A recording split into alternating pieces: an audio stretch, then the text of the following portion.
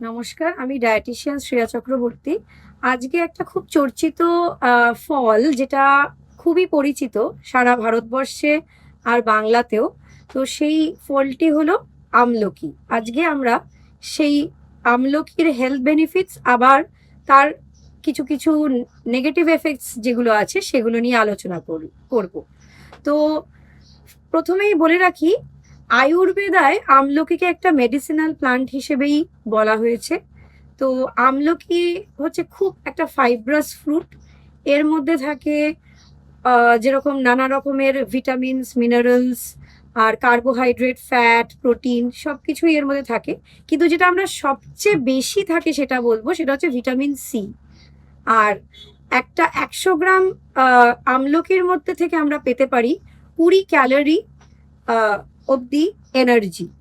তো এবার আমরা চলে আসি এই আমলকির হেলথ বেনিফিটস এর মধ্যে। ভিটামিন সি থাকার দরুন আমলকি একটা অ্যান্টিভাইরাল এজেন্ট হিসেবে কাজ করে। মানে গলা খুসখুস, তারপরে খুব সর্দি কাশি হলে আমলকি যদি আদা আর হানির সাথে মিলিয়ে জুস করে খাওয়া যায় তাহলে কিন্তু বেশ উপকারী। আর এটা দেয় শরীরকে হাই ইমিউনিটি পাওয়ারও। আমলকি দেখা গেছে অ্যাস্থমা থেকেও মানুষকে অনেকটাই রিলিফ দেয়। আর টিউবারকুলোসিস থেকেও এটার অনেক রিলিফ দিয়েছে দেখা গেছে।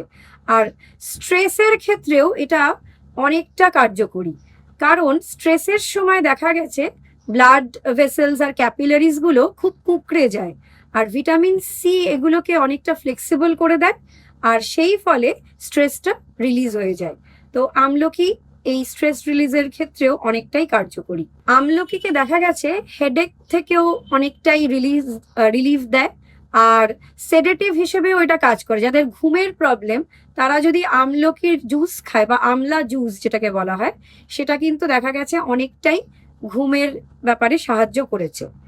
আর এই ভিটামিন সি থাকার দরুন আইসাইটকেও ভালো রাখে।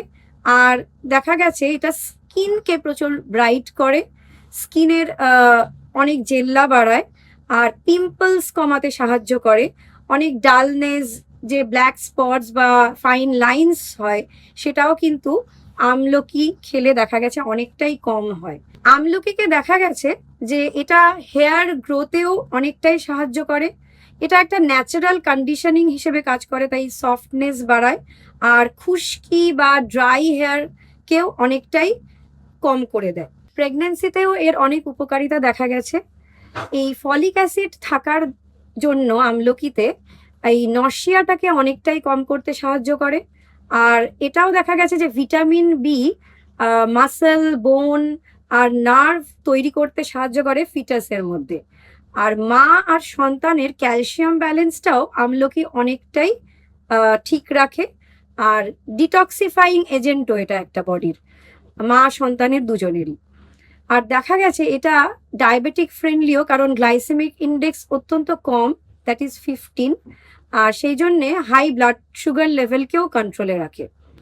এর কিছু কিছু নেগেটিভ এফেক্টসও আছে, সেটা জেনে রাখা দরকার। যেরকম হচ্ছে যদি বেশি খেয়ে ফেলেন তাহলে স্টামাক পেন হতে পারে, ব্লোটিং হতে পারে, ডায়রিয়া হতে পারে।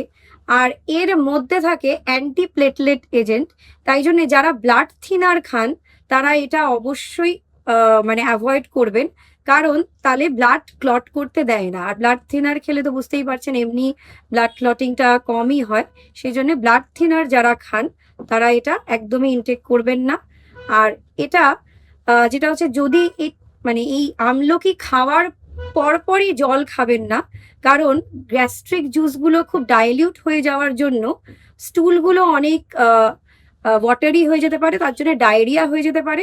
এই কারণে কিছুক্ষণ পরে, ওটা খাওয়ার কিছুক্ষণ পরে জল ইনটেক করলে ভালো। আরো কিছু কিছু নেগেটিভ এফেক্টস হতে পারে, যেরকম হাইপোগ্লাইসেমিয়া হয়ে যেতে পারে এটা বেশি খেলে।